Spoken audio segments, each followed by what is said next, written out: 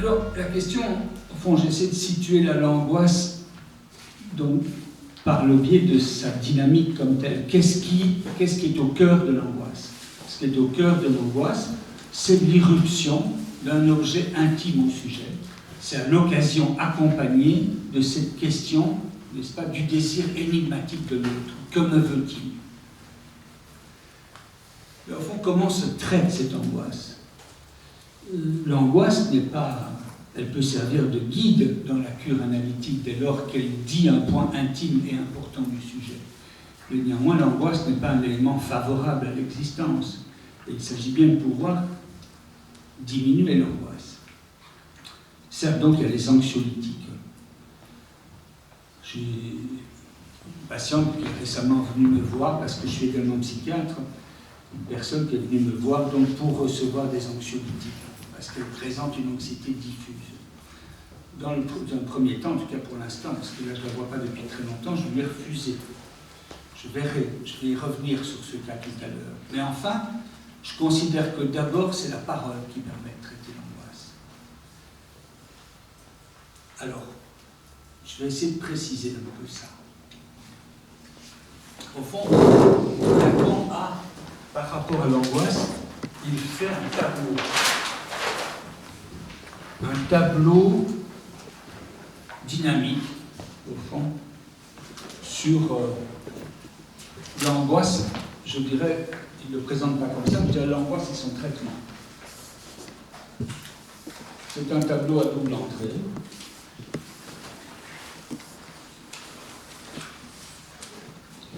Un tableau à double entrée entre, disons, la difficulté pour le sujet, son degré de difficulté, et ce qu'on appelle le mouvement, c'est-à-dire l'agitation que ça cause sur le sujet, n'est-ce pas? Et au fond, c'est sur ce tableau, Lacan écrit inhibition, symptômes et angoisse.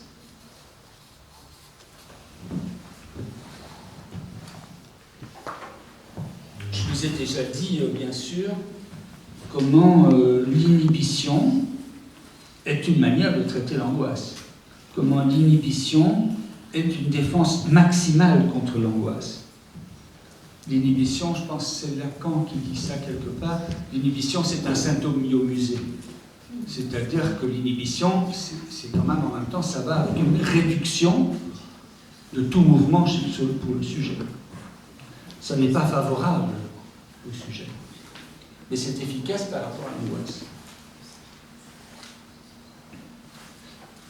Les autres termes que Lacan met là,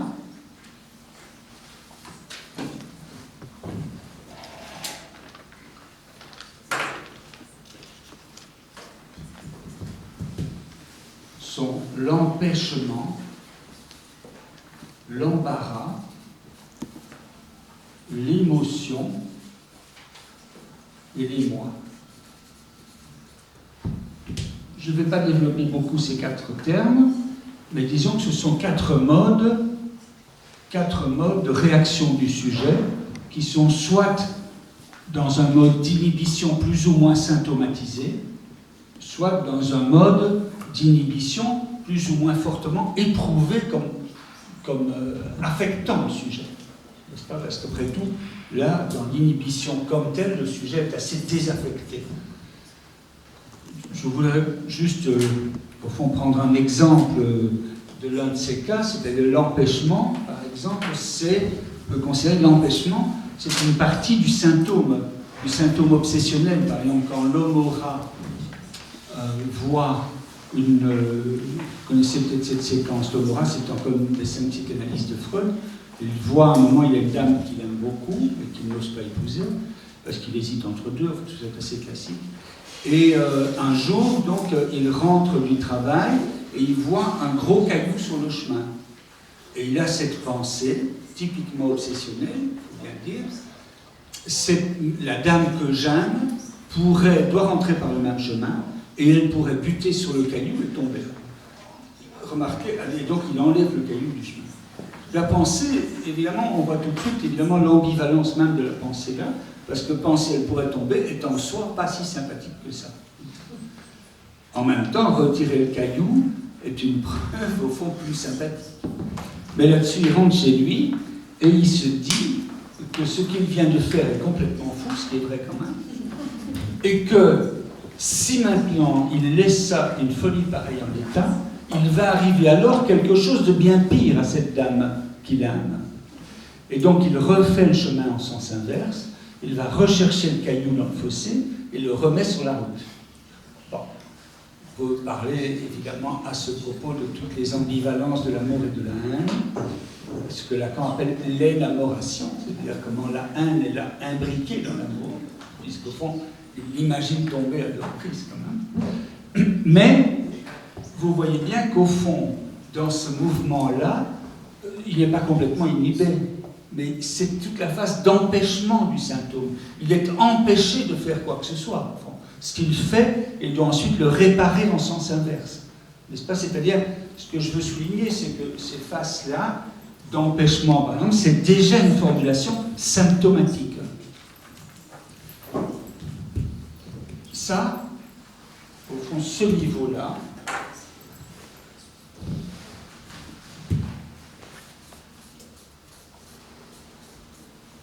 moi je considère, je lis ce tableau comme ceci, n'est-ce pas? Ce niveau-là, c'est le barrage le plus solide contre l'angoisse.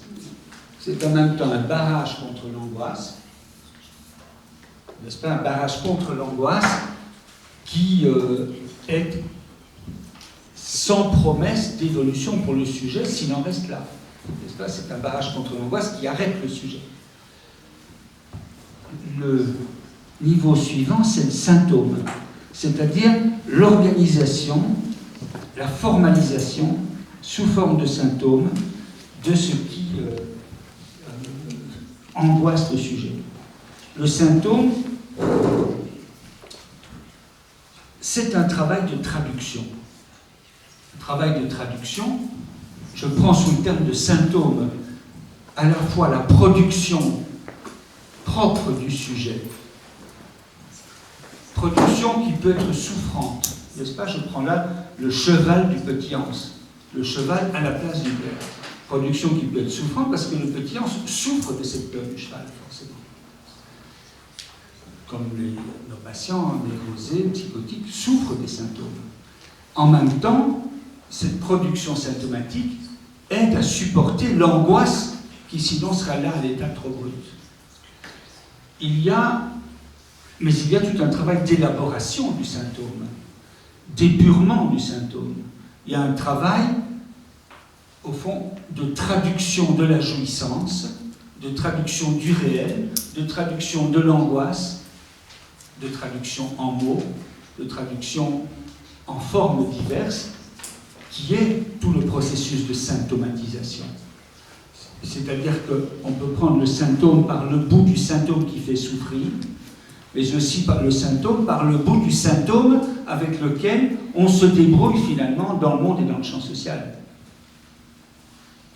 Le symptôme, être psychiatre, psychanalyste, c'est aussi des symptômes. Je le prends comme ça. C'est-à-dire, c'est comment on a trouvé un arrangement dans son existence, n'est-ce pas, qui permet de traiter son propre réel à soi, d'une manière qui, par ailleurs, s'inscrit plus ou moins bien dans le champ social, par ailleurs.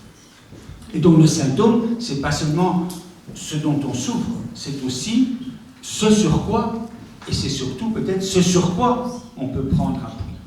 Il s'agit bien entendu du symptôme, de pouvoir construire un symptôme qui, pour le sujet, soit moins souffrant, plus épuré, et qui lui permette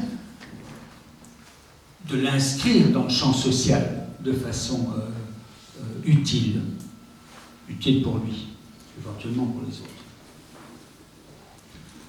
C'est le barrage central et principal contre l'angoisse. C'est l'organisation du symptôme. Quand le sujet est confronté à l'angoisse et que cette organisation du symptôme échoue, alors, dit Lacan, le dernier barrage contre l'angoisse, c'est l'acting out et le passage à l'acte.